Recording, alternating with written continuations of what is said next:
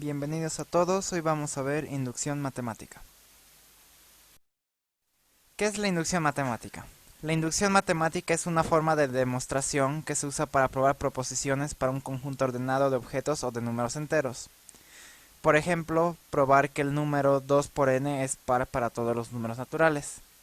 En este caso, los números naturales pertenecen a los números enteros y por lo tanto se puede usar inducción. ¿Cómo funciona? Se demuestra que algo se cumple para un caso inicial. Por ejemplo, al probar que 2 por n es un número par, podemos probar que 2 por 1 es par, y esto es obvio porque 2 por 1 es 2. Y luego se demuestra que esto causa una reacción en cadena, así como la caída de dominos. ¿A qué se refiere esto? Por ejemplo, probar que cuando funciona con n igual a 1, es decir, 2 por 1 es par, probar que esto causa que 2 por 2 es par, y que a la vez esto causa que 2 por 3 es par, y así infinitamente, demostrando así para todos los números naturales.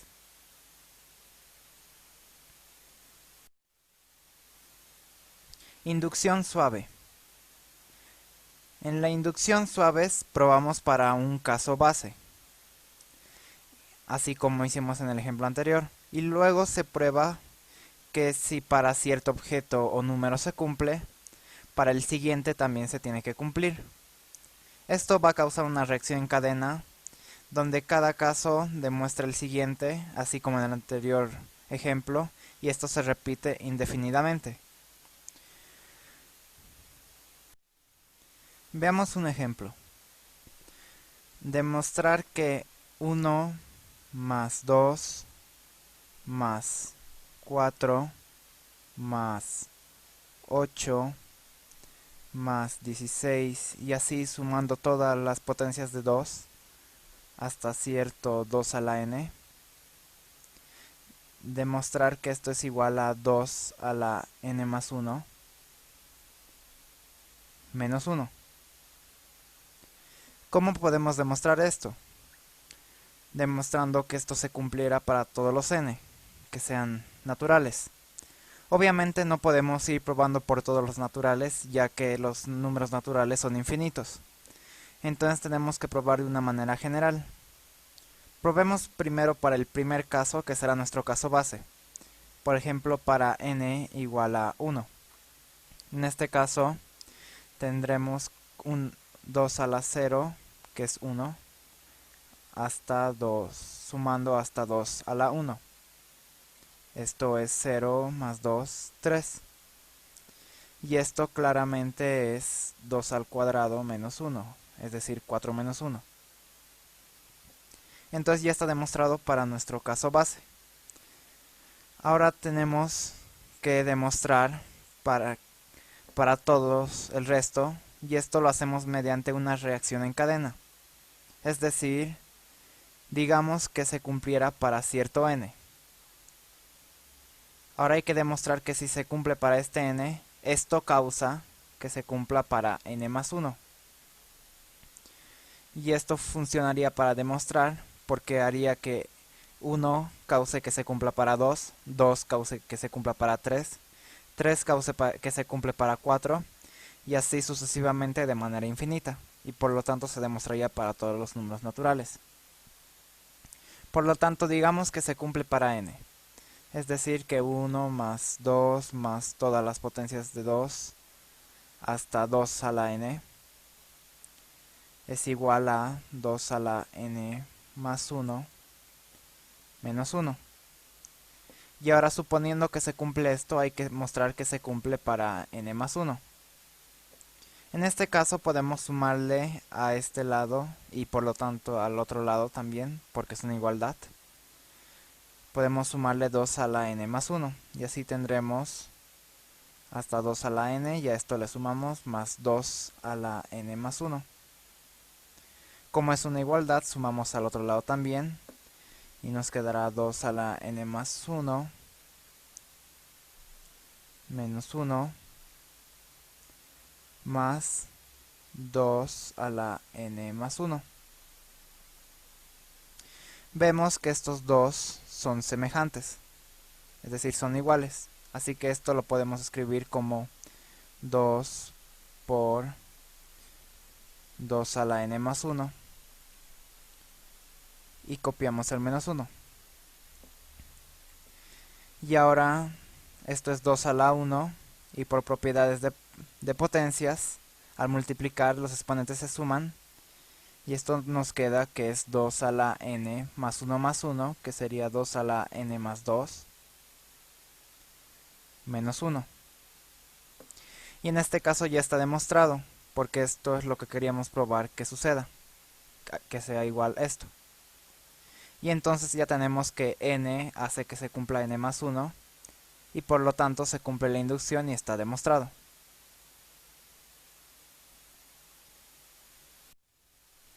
Veamos otro ejemplo. Esto no solo se puede usar con números, como hemos dicho, también se puede usar para objetos que estén en orden. Por ejemplo, veamos este caso. Tenemos esta torre con discos, es decir, que aquí hay un disco que se inserta por un agujero, parecido a juguetes para niños. Otro disco más pequeño encima. Otro disco. Y así sucesivamente.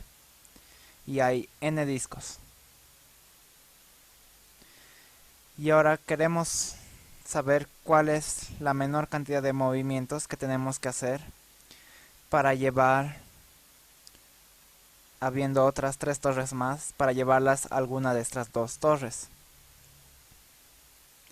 Las reglas son las siguientes. Podemos llevar solo un disco a la vez y no puede pasar que haya un disco pequeño debajo de uno más grande. Entonces esto no se podría.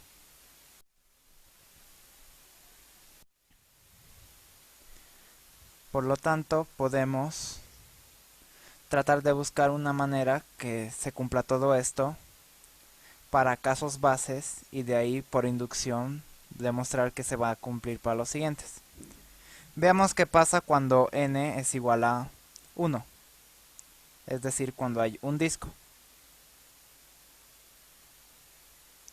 En este caso, como hay un disco y tenemos que llevarlos a otra torre, no va a haber ningún problema porque no hay discos más pequeños que puedan que hagan que sea imposible de llevar nuestro disco.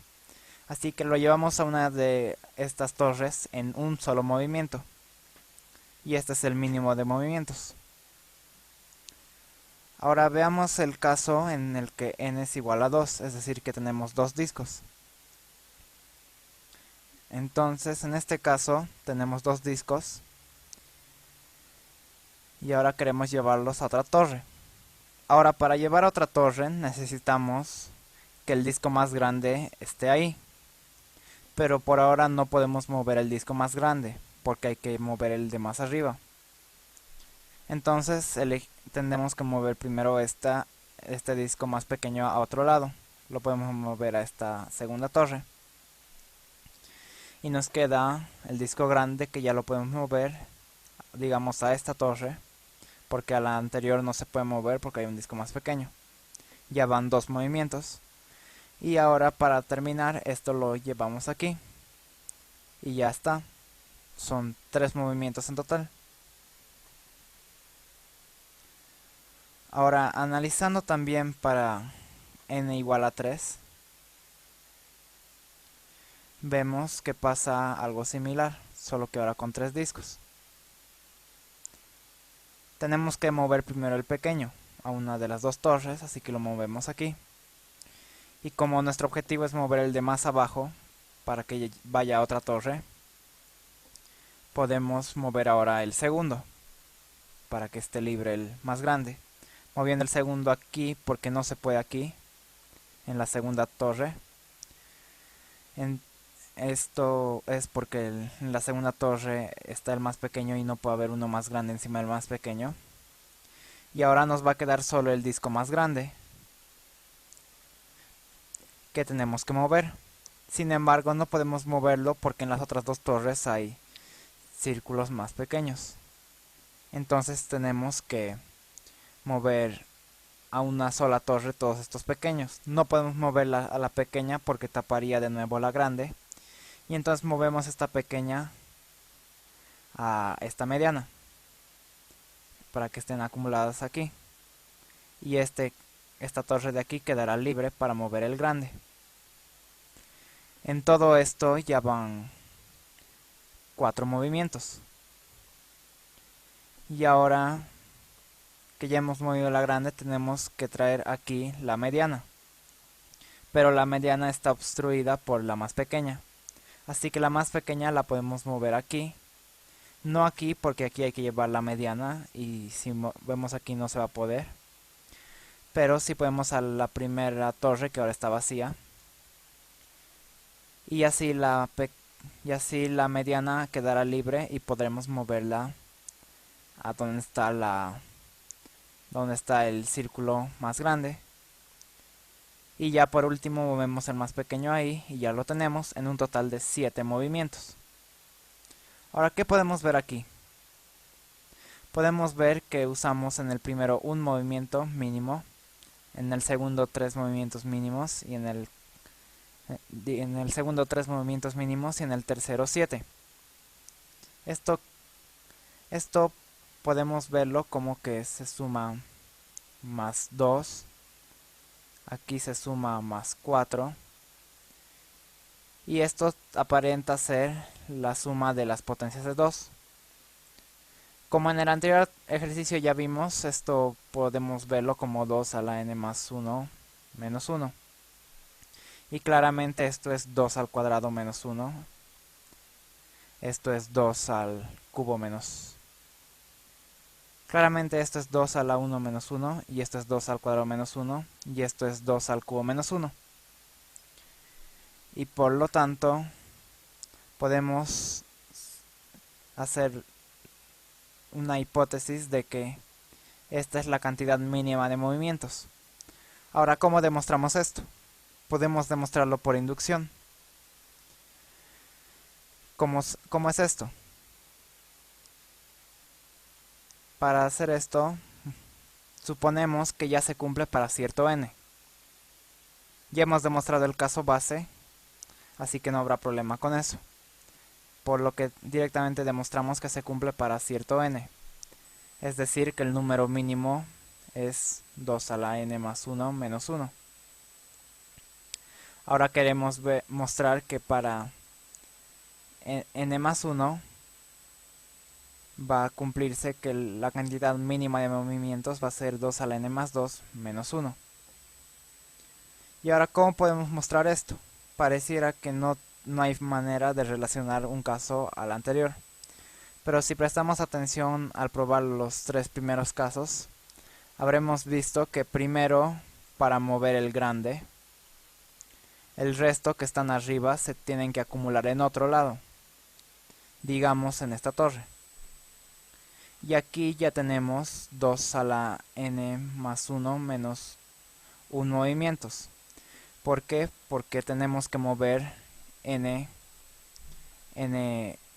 discos a otra torre. Y esto ya es algo que por la hipótesis que hemos supuesto ya tenemos cuánto es. 2 a la n más 1 menos 1. Y luego tenemos que mover el grande. Recién podemos mover el grande a otra torre. Esto ya es un movimiento más, entonces ya tenemos 2 a la n más 1 menos 1 más 1. Estos 1 se van a simplificar. Y ahora todos estos que hemos movido aquí tenemos que moverlos encima de esto de nuevo. Y sabemos que la cantidad mínima de movimientos para hacer esto es 2 a la n más 1 menos 1. Estos unos de aquí se simplifican y vamos a tener 2 veces 2 a la n más 1 y el menos 1. Esto, por lo que ya vimos en el ejercicio anterior, 2 a la 1 multiplicado por esto se suman exponentes y tendremos 2 a la n más 2 menos 1. ¿Qué es lo que queríamos mostrar? y por lo tanto ya está demostrada la inducción que causa la reacción en cadena que se prueba para todos, y por eso ya tenemos nuestra respuesta, 2 a la n más 1 menos 1 para n discos.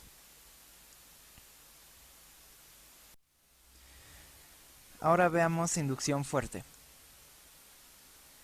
La inducción fuerte es muy parecida a la inducción suave o normal que ya hemos visto, solo que existe una diferencia.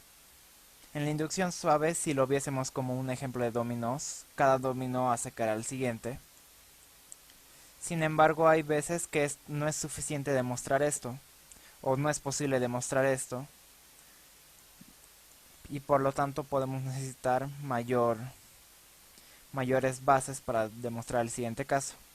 La inducción fuerte se basa en mostrar que todos los anteriores casos, o en este caso todos los anteriores dominos, son los causantes de que caiga este. Al usar la inducción fuerte hay que tener mucho cuidado al analizar los casos bases que son necesarios para que suceda la reacción en cadena. Veamos un ejemplo. Digamos que el número 1 sobre a más a es un entero.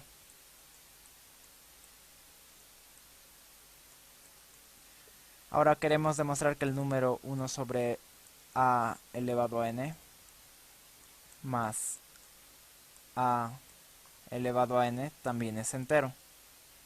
¿Cómo podríamos hacer esto? Sabemos que n es un entero en este caso, así que tal vez podríamos usar inducción. Podemos intentar primero por inducción suave, y por lo tanto tendríamos que tener esto como hipótesis, y queremos mostrar que para n más 1 también se cumple, que esto sea entero. Entonces podemos multiplicar esto por algún otro número para que nos dé exponentes de n más 1. Aquí tenemos exponentes de n, así que tendríamos que multiplicarlos por otro a más, por lo menos a este, para que tenga un exponente de n más 1. Y para este tendríamos que multiplicarlo también por un 1 sobre a, para que tenga un exponente de n más 1. Para usar también esta parte de la hipótesis que tenemos, podemos tratar de multiplicar por 1 sobre a más a, ya que esto es muy probable que nos dé esos exponentes, y además como esto es entero, y por hipótesis que hemos dicho de la inducción, eso también es entero, entonces su multiplicación va a ser un número entero también. Y el resultado de esta multiplicación es 1 sobre a elevado a n más 1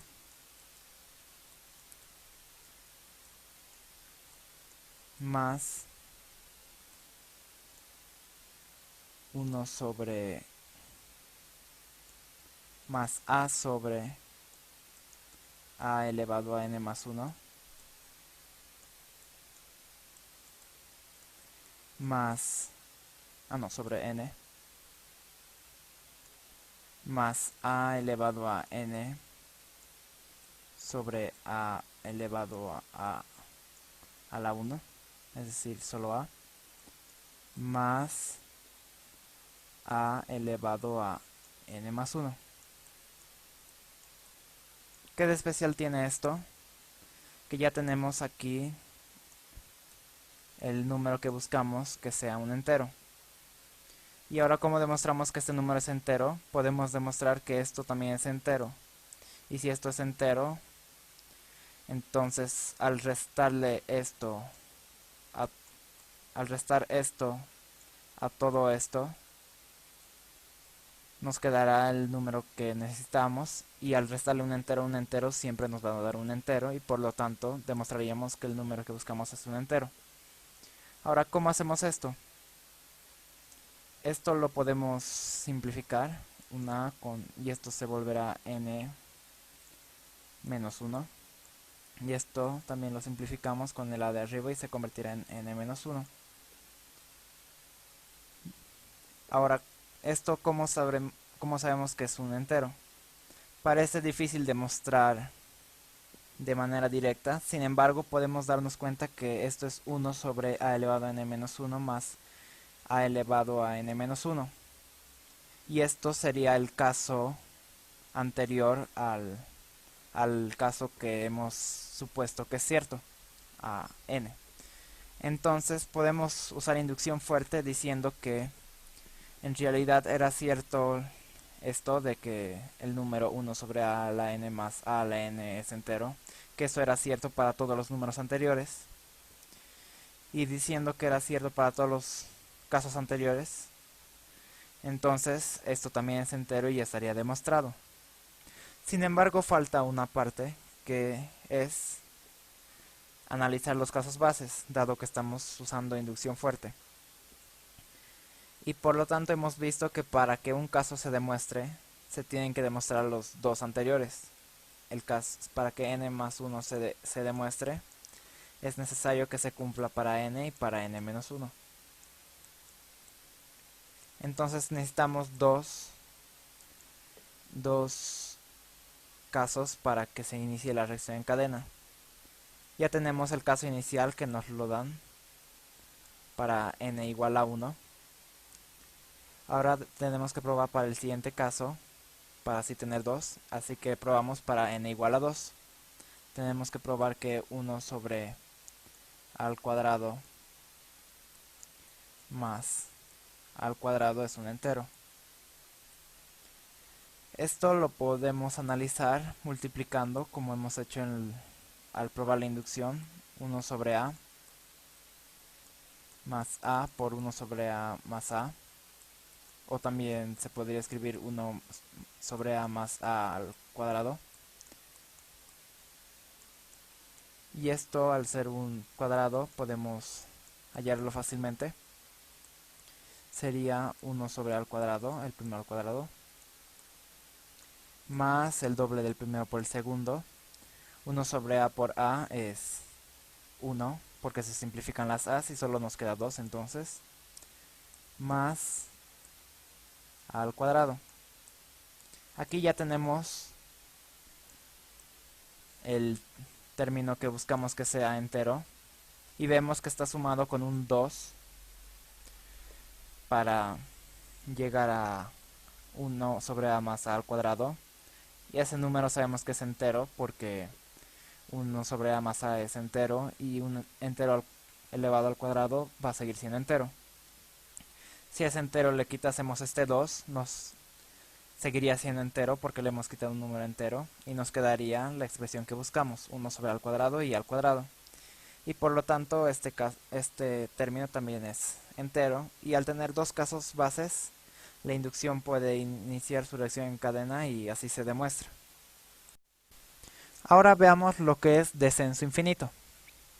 El descenso infinito se usa para demostrar que algo no se cumple dentro de un conjunto ordenado de objetos o de números enteros que tienen inicio. Es muy parecido a la inducción porque trabajamos prácticamente con lo mismo, solo que ahora hay que demostrar que no se cumple en lugar de demostrar que algo se cumple. Y esta vez necesitamos que el conjunto tenga un inicio. Por ejemplo, los números naturales tienen inicio en el 1 o los números primos tienen inicio en el 2. Y ahora, ¿cómo hacemos esto? ¿Cómo demostramos que no se cumple? Podemos asumir que sí se cumple. Y asumiendo que sí se cumple, deberíamos llegar a una contradicción. Si llegamos a esta contradicción, significa que lo que hemos asumido es erróneo. Y por lo tanto, no se cumple y ya está demostrado. Y esta contradicción, en el caso del descenso infinito, sucede cuando llegamos a una secuencia infinita que va hacia atrás. ¿Cómo es esto? Por ejemplo, llegar a 10, 8, 6, y así, que siempre va hacia atrás, es decir, que cada uno es menor al anterior en este caso, y esto en los números naturales, y esta es una secuencia infinita. Claramente esto no puede ser porque la secuencia en algún momento tiene que sobrepasar el inicio, ya que este conjunto tiene un inicio, Y eso no puede pasar porque se tiene que mantener dentro del conjunto. Y no puede salir del conjunto a la vez que está dentro del conjunto, que sería una contradicción. Entonces esta es la contradicción que buscamos a llegar con el descenso infinito. Veamos un ejemplo. Digamos que tenemos un conjunto de enteros, de 2n más 1 enteros. Todos estos son diferentes. Y este conjunto tiene la siguiente propiedad. Si quitamos cualquiera de estos elementos, digamos el elemento x, nos va a quedar 2n elementos que los podemos dividir en dos grupos de n elementos cada uno, tal que la suma de todos los elementos de este grupo es igual a la suma de todos los elementos de este otro grupo. Es decir, que si este grupo tuviese a los números 2, 3 y 5, y viendo su suma, esto es 10, la suma de estos, entonces al sumar todos los números de este conjunto, también nos tiene que dar 10. Y todo esto sin importar cuál sea el elemento x que quitamos. Ahora, tratemos de simplificar un poco más el problema. Es decir, tratemos de conocer por lo menos uno de los elementos. ¿Cómo podríamos hacer esto o algo parecido? Podríamos ver qué pasa si teniendo los elementos A1, A2 y así hasta el elemento A sub 2n más 1, que serán los elementos del conjunto, y ordenados de menor a mayor. Que si tenemos estos elementos, ¿qué pasa si les quitamos un número entero k? A todos. Podemos ver que ahora haciendo el mismo procedimiento, quitando el x, un elemento x, podemos ver que al sumar el resto de los elementos y dividirlos en los mismos dos grupos, en el conjunto original, sin haberle restado el k, digamos que la suma era s. Ahora, ¿cuánto será la suma al restarle k a todos los elementos? Será menos k, tendremos que restarle k, luego restarle k de nuevo, luego restarle k de nuevo, y todo esto n veces, es decir, menos k por n. Para el otro grupo será igual, s menos k por n, porque tendremos que quitarle k a todos los elementos, y esto n veces. Y ahora vemos que la suma sigue siendo igual en ambos grupos. Si la suma es igual en ambos grupos, este conjunto derivado del anterior sigue cumpliendo las mismas propiedades. Y por lo tanto, podríamos decir que k es igual a sub 1. Y por lo tanto ya tendremos aquí los elementos ordenados de menor a mayor, tales que el primer elemento es 0 y el resto los podemos nombrar b sub 1, b sub 2, ordenados también de mayor a menor. También vemos que todos son positivos ahora. Y así hasta b sub 2n más 1. Bueno, ahora ya tenemos que si asumimos que existe tal conjunto de números, entonces existe otro conjunto de números donde el primer número es 0. Ahora continuamos con este conjunto que su primer número es 0. ¿Por qué nos conviene que sea 0? Porque para el descenso infinito muchas veces nos ayuda la divisibilidad.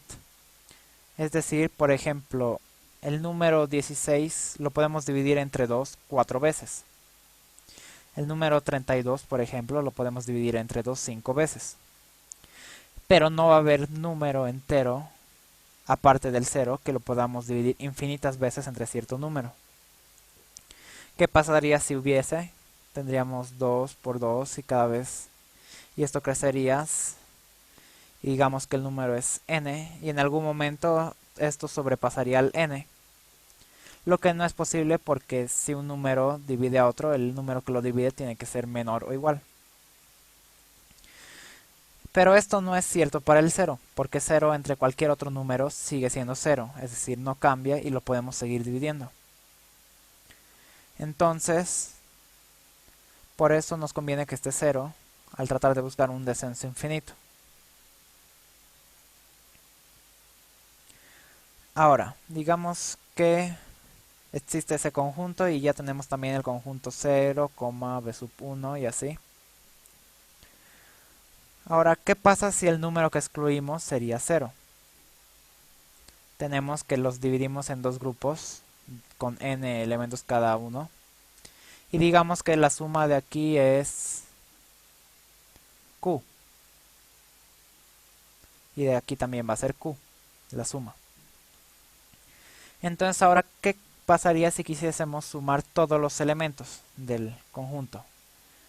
Es decir, el elemento b sub 1 que es 0 más b sub 2 más b sub 3 hasta b sub 2n más 1.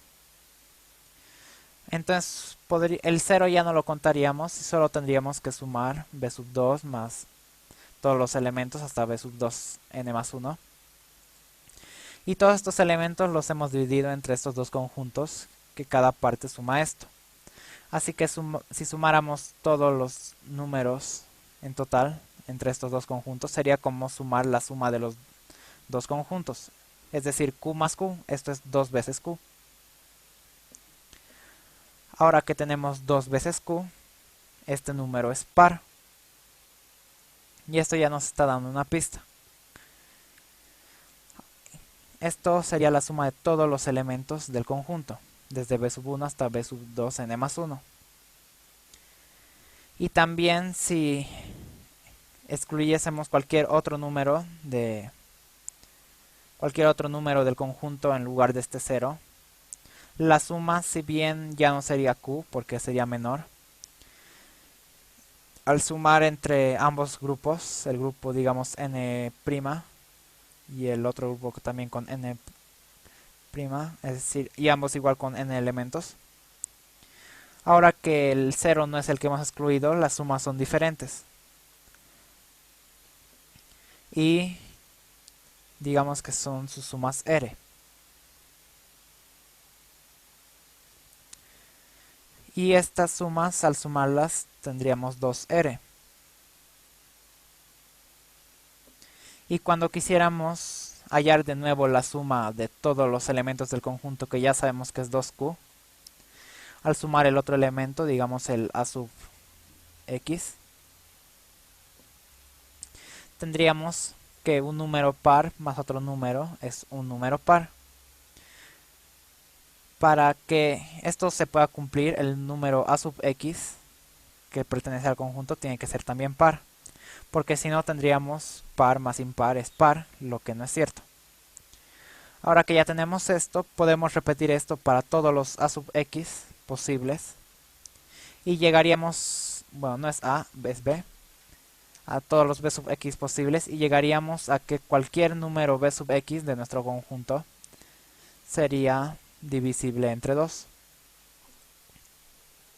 Y ahora, como hemos visto, este proceso es bien general y tal vez podríamos repetirlo llegando a que cada vez se divide entre números más grandes que pasarían, en algún momento sobrepasarían a b sub x, que sería en este caso de descenso infinito nuestro inicio.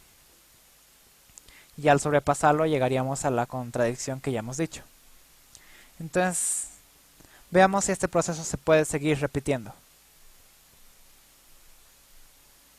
Ya sabemos que todos los elementos son pares. Ahora, ¿qué es lo que sucede? Tenemos ahora que tratar de demostrar que son divisibles por 2 dos veces, es decir, 2 al cuadrado, o mejor dicho, 4. ¿Cómo mostramos que son divisibles entre 4? Podemos volver a usar lo mismo que hicimos en el anterior caso, y por lo tanto tendríamos que, excluyendo el 0, tendríamos divididos en dos grupos de n elementos cada uno, y digamos que la suma es q sub 2, y también de aquí sería la suma q sub 2. Como todos los números son pares, al sumar solo números pares, estos dos números serían pares.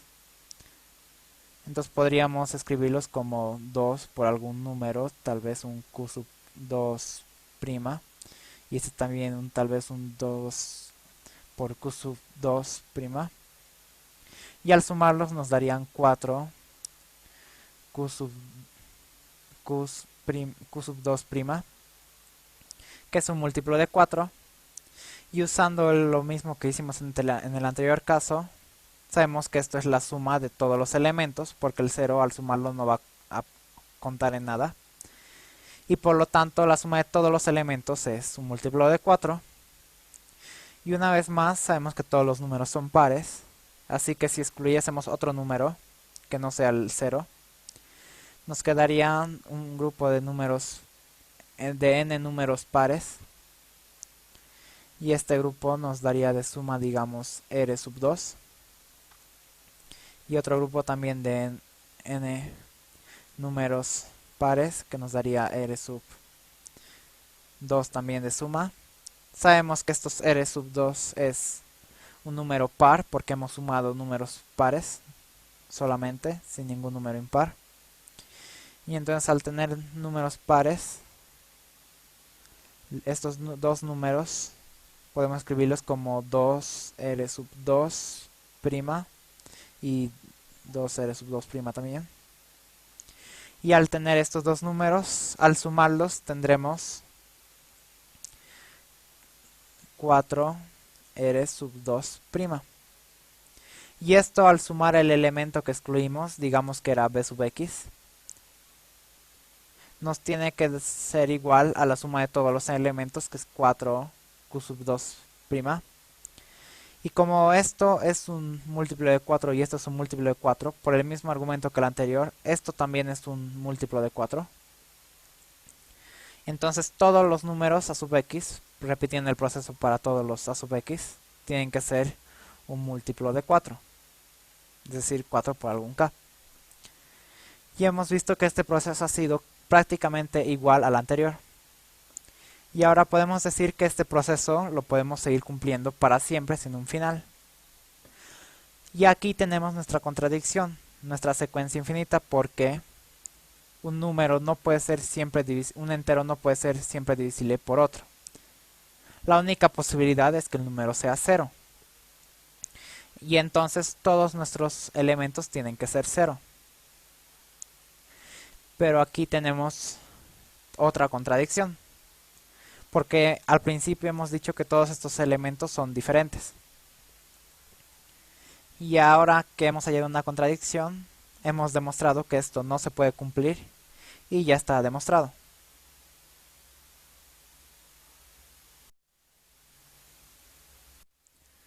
Por último, veamos algunos ejercicios para practicar la técnica de demostración de la inducción. Veamos el primer ejercicio. Demostrar que para todo número natural n, x elevado a n menos y elevado a n es igual a x menos y, todo esto multiplicado por x a la n menos 1 más x a la n menos 2 por y más todo esto. Esto es una factorización que tal vez ya sea conocida, y si no la conocen pueden pensar en el caso básico, que es que seguro se conoce cuando n es igual a 3, que es una factorización notable. Y ahora estas factorizaciones notables, asumiéndolas ya por ciertas, pueden servir de caso base y de ahí tratar de probar por inducción suave o fuerte o como sea conveniente para demostrar esto. Ejercicio 2. Sea la secuencia de Fibonacci con el primer elemento a sub 0 igual a 0, el segundo elemento a sub 1 igual a 1, y para cualquier otro elemento a sub n más 2, donde n es un entero mayor o igual a 0, es decir, desde n igual a 0 o sea n sub 2, n igual a 1, luego sería a sub 3. Y así la secuencia Fibonacci cumple que a sub n más 2 es igual a sub n más a sub n más 1.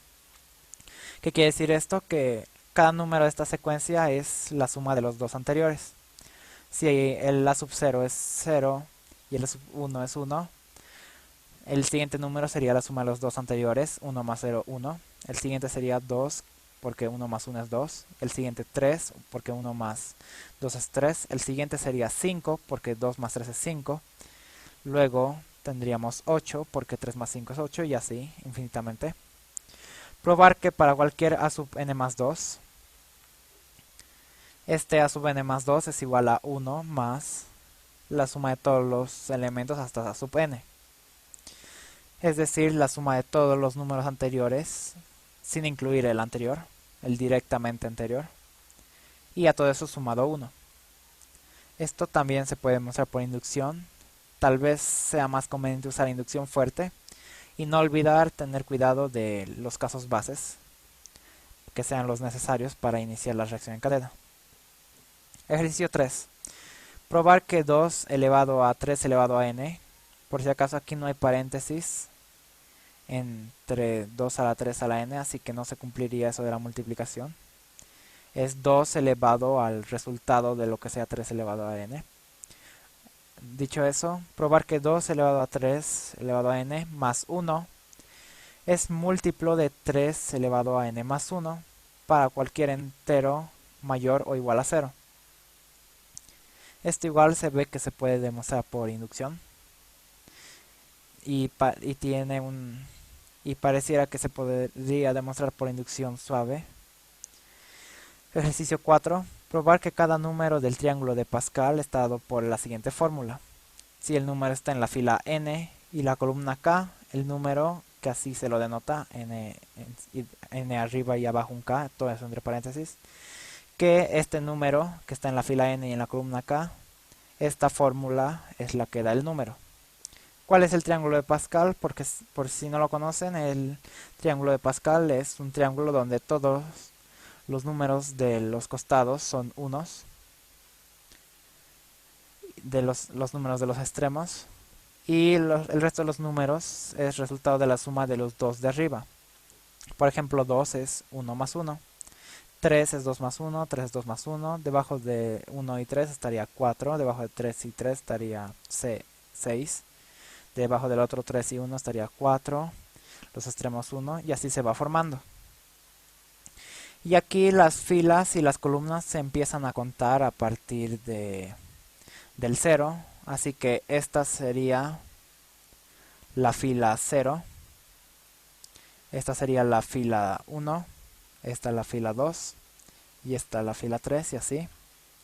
Y las columnas serían la columna 0, la columna 1, la columna 2, la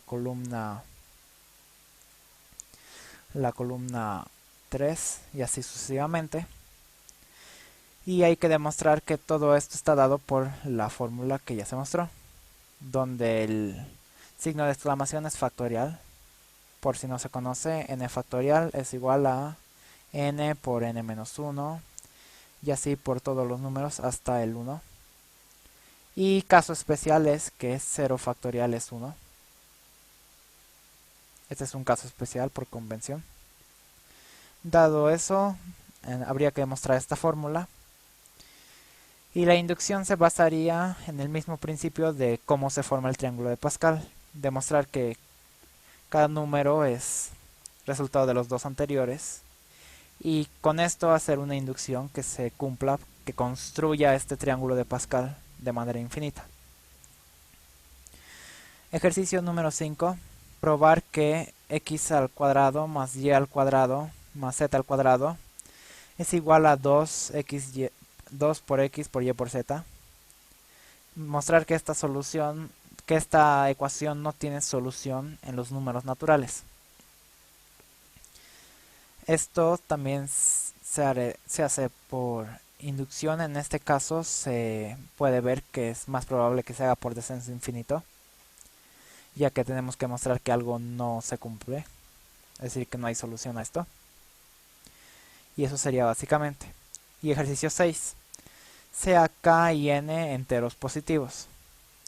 Probar que existen otros enteros m sub 1, m sub 2, m sub 3 hasta m sub k, tal que 1 más 2 elevado a k menos 1 sobre n es igual a la multiplicación de estos factores, donde cada factor es 1 más 1 sobre m sub 1, el siguiente es 1 más 1 sobre m sub 2, y todos estos factores.